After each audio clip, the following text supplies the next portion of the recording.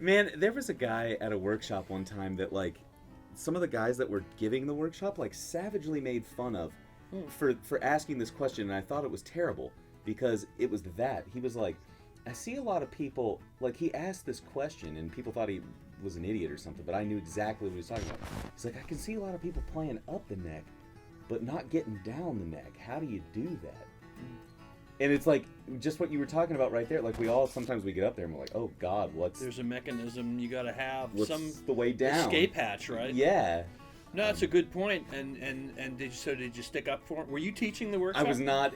I was a student at the time, and I was just like, well, that's a question that I would like to know the answer to, you know? Like, isn't it funny in group classes like that, the dynamic is so interesting, and people, you know, people don't ask questions until it's time for you to go to the bathroom and take a break, and you're about to, you know, wet your pants, and someone comes up and says, you know, I'd really like to know, you know, what you think about X, or, you know, and I just say, listen, can you please ask it? You know, because the whole group probably wants to know. What is the Mixolydian mode? What is a triad? What is a, you know? What is a triad? That's a good one. I know the answer to that. Mixolydian, I'm not always sure. I think I play it a lot more than I talk about it. I think you do too. It's funny, I was telling you about this guy, Tom Vukovac, is a Nashville player. And, you know, he is very, very secure player in his knowledge of the fingerboard.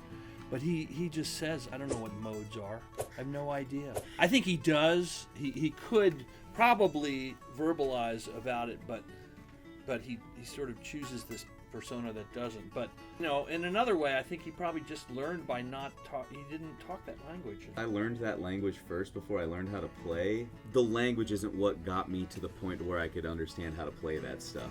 Yes. It was listening to people manipulate what we can call the Mixolydian mode, but it's just like play a major chord with a flat 7 on it. How do people use that note? What function does that note serve? Right. It's not so much about this like Greek name that has no magic in it whatsoever to me. Like, okay, there's Mixolydian mode. What do you do with that? Well, the one thing about the modes that makes a certain amount of sense to me in terms of explaining soloing concepts is just taking the major scale, the mighty major scale, and starting on every degree. Exactly. And ending on that same degree up top. You change the color of what's going on. So if you want to play Allman Brothers' Sweet Melissa, I mean, you're going to start on the second degree. Yep. And end on, and that color is what gives you that vibe. It's not really about the Greek names. It's about where you know, what your ear tells you.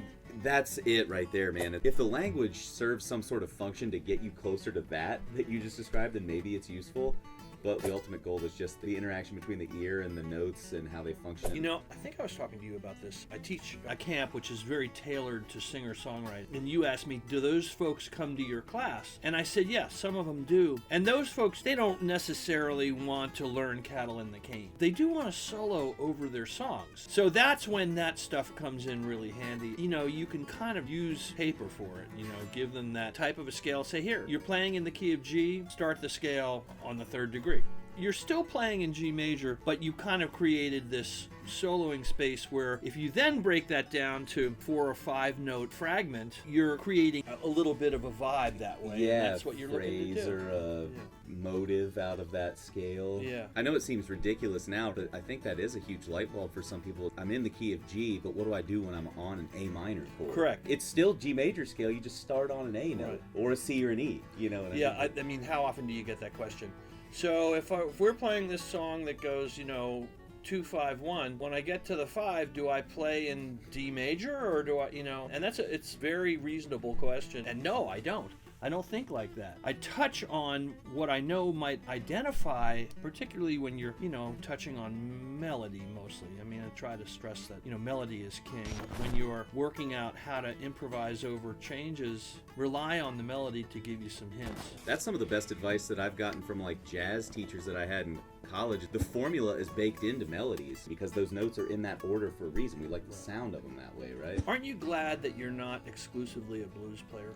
Holy crap, man. I mean, when you look at the limitations, not if you're a phenomenal blues player, but if you're like an average Joe, melodically, there's just not a lot of places to go. It's like that minor pentatonic. So you have to rely then on heart, which when people reach that and move you, it's like they really can move you with just that little minor pentatonic or whatever it is. 9 times out of 10, it's just not really there. It's a hard spot. I think so. The major, I shouldn't say it that way, the main scale that you use in that style of music, it gives you the root and the fifth of one chord. It's very limited in how it can interact with the chord changes. There's not much of that room to play with the melodies in the way that we were talking about over the bluegrass or fiddle tune chord changes with modal There's approaches, so much right? more opportunity. The good blues players, if you listen to like Freddie King or like any of those guys, they'll switch in and out of scales. Those guys might not have even known that what they were doing, but for like a blues. Right.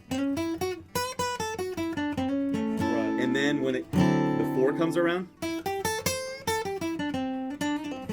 it goes to A minor pentatonic scale, and then like you were alluding to, like the top-notch blues guys get that there's that realm that maybe you have to dip into. Yeah, they do. And the other thing they do that is, I think, fascinating is they will get the most out of 2 notes that any person with a stringed instrument, besides possibly a really badass fiddle player or fretless player, can get. They'll work that, those semitones, and they'll break your heart playing that stuff, and it's easier said than done, I guess. I think I know what you were talking about getting into this conversation, though, because I mean, most of the guitar students that I get are those minor pentatonic warriors that show up. Sure. I don't know how you learned, but my first guitar teacher, when it came time to like improvise and talk about that stuff, it was like, here's an A minor pentatonic scale, here's a 12-bar blues, have fun. I think there's a place for it, but there has to be more than that. It's like a piece of the puzzle. What do you think about playing one more and then I'll make some sandwiches? That sounds great.